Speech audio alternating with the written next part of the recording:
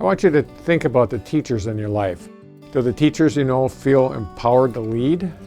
When I say lead, it could be in their community, it could be in their profession, even in their school. It's always exciting to get involved in something outside of the classroom or bigger than your classroom. As educators, we're so busy in our classrooms grading, creating, implementing, that we often don't get an opportunity or even time to be a part of the policy side of education. Many of the skills that our educators use in the classroom are leadership qualities: innovation, creativity, reflection, communication, collaboration. And what happens when these qualities are used outside of the classroom is that everybody is benefited. We know that we have a chronic absenteeism issue, and we know that we need to address this. It's serious.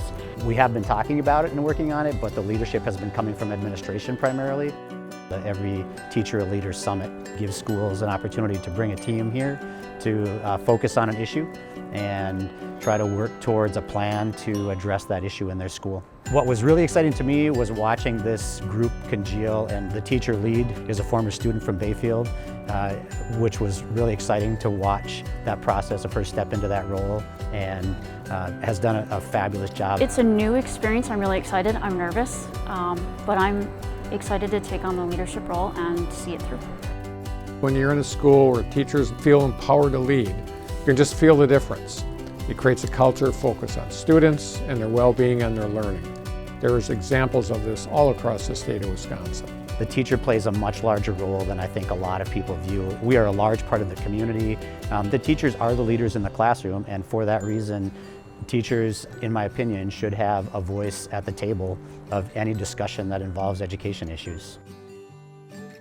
The population that we're serving in Bayfield, our students, are comprised of 81% coming from the nearby Red Cliff Indian Reservation. Some of the reasons why students may be absent from our classrooms have educational or cultural merit. We don't want to take our students away from that. We want them to be engaged in that and be a part of that.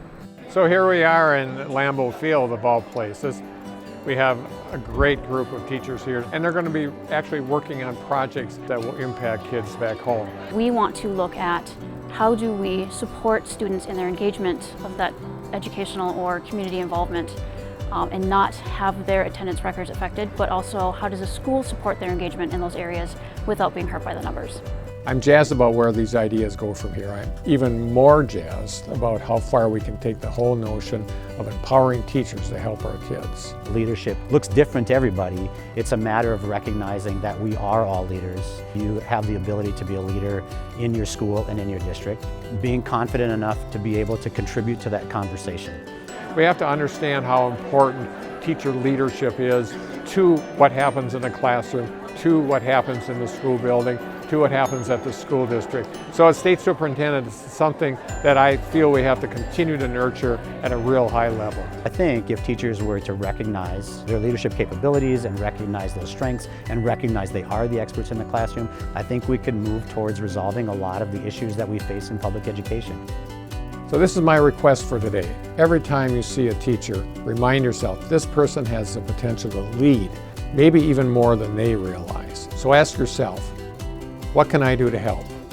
Thanks so much.